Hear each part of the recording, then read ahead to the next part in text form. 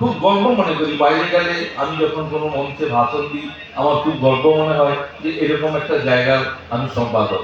জানি না আমরা ভবিষ্যতে আমাদের যে সমস্ত প্রজন্ম আছে তাদেরকে আমরা কতটা শিখিয়ে দিয়ে যেতে পারবো।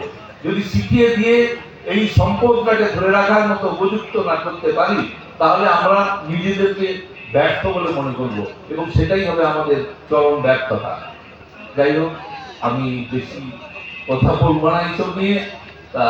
আমাদের যে পরিসংখ্যান আছে, আমাদের ভিডিও ম্যাডাম একটু জেনে রাখুন, আমাদের এখানে প্রত্যেকদিন 600 থেকে 650 মেট্রিক টন মাছ বিক্রি হয় এবং 1200 থেকে 1500 কোটি টাকার কারবার হয়। আর ভিডিও ম্যাডাম, আপনার জন্য সবচেয়ে বড় উপহার, পশ্চিমবাংলার মধ্যে রাজ্য বঙ্গ মৎস্য যোজনা বা প্রধানমন্ত্রী মৎস্য সম্পদ যোজনা, যেটাই বলুন না কেন, সারা পশ্চিমবাংলার মধ্যে আমাদের পূর্ব মেদিনীপুর জেলা তথা রামনগর 1 ব্লক প্রথম স্থান অধিকার করেছে। এবং আগামী দিনে যে সমস্ত প্রকল্পগুলো রয়েছে সেগুলো কিন্তু পশ্চিমবাংলার অন্য কোনো জায়গা করতে পারেনি, করতে পেরেছে রামনগর ব্লক 1, এবং তার জন্য নিতাই বাবু এবং আমাদের ভিডিও ম্যাডামকে অসংখ্য ধন্যবাদ। আশা করব আমরা আগামী দিনে আমরা আমাদের এই কর্মক্ষেত্রকে আরো বিস্তারিত করতে পারবো। আমরা প্রচার চাই না, আমরা প্রসার চাই। প্রচার করার মতো আমাদের অনেক কিছু আছে। আমরা দুস্থ সাধারণ ছাত্রছাত্রীদের, আমরা 22 জন ছেলেকে স্টাইপেন্ড দিয়ে হায়ার এডুকেশন করে, এগুলো আমরা বলি না। আমরা 500 এবং গ্রীষ্মকালে 250, 750 রক্তদান করে থাকি।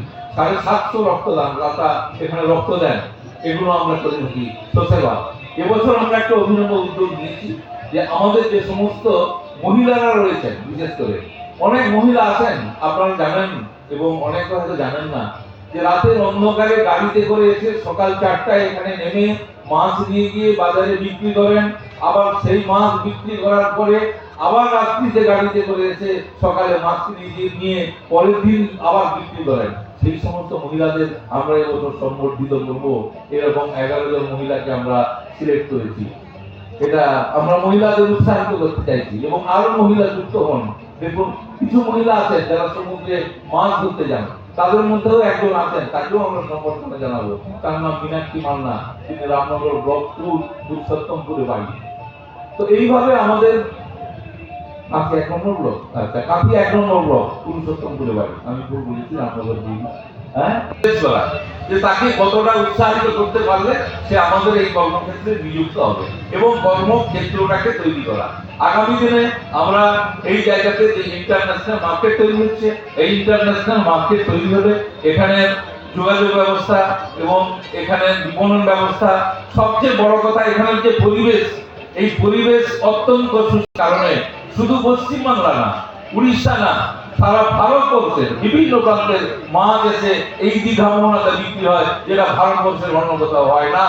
আপনারা দেখেছেন সকাল থেকে গুজরাট, অন্ধ্র, মহারাষ্ট্র, কর্ণাটক, কেরালা সব জায়গায় গাড়ি লাইন দিয়ে দাঁড়িয়ে আছে, কি না মোহনার বাজারে চলো, ওখানে মাছের দাম ভালো পাওয়া যাবে। অন্য জায়গায় কেন পাওয়া যায় না? আমি ভারতবর্ষের বিভিন্ন প্রান্তে গেছি, বিভিন্ন সংস্থা দেখেছি ওখানে সিন্ডিকেট থাকে। সিন্ডিকেটরা মাছের দাম পেতে দেয় না। এখানে কোনো সিন্ডিকেট নেই, এখানে কোনো তোলাবাজি নেই, এখানে কোনো দাদাগিরি নেই, যার জন্য সমস্ত মৎস্যজীবী, সমস্ত মৎস্য ব্যবসায়ী তারা নিরাপত্তা বোধ করে বলে এই দীঘা মোহনাতে এসে বসবাস করে এবং মাছ বিক্রি করার জন্য বাইরের রাজ্য থেকে নিয়ে আসে। এটা আমাদের অত্যন্ত গর্বের বিষয়। আশা করবো আমরা আমাদের এই ধারাবাহিকতাকে আগামী দিনে আরো বেশি করে প্রসারিত করব। আর আমি আমার অ্যাসোসিয়েশন সম্পর্কে অন্য কিছু বলবো না। আগামী 7 দিন যে আমাদের অনুষ্ঠান রয়েছে বিভিন্ন রকম, তার মধ্যে রয়েছে আমরা 15 তারিখ এবং 19 তারিখ দুটো কুইজ কন্টেস্ট রেখেছি।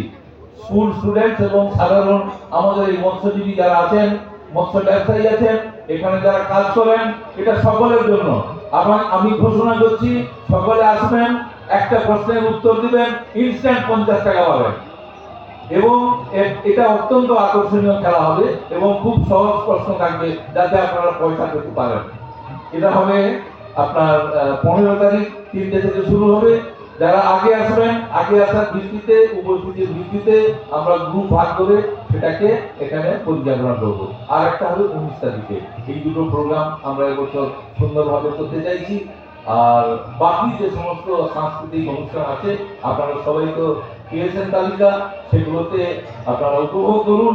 সবাই সুস্থ থাকুন, হাতে হাত মিলিয়ে এই সংস্থাকে এগিয়ে নিয়ে চলুন।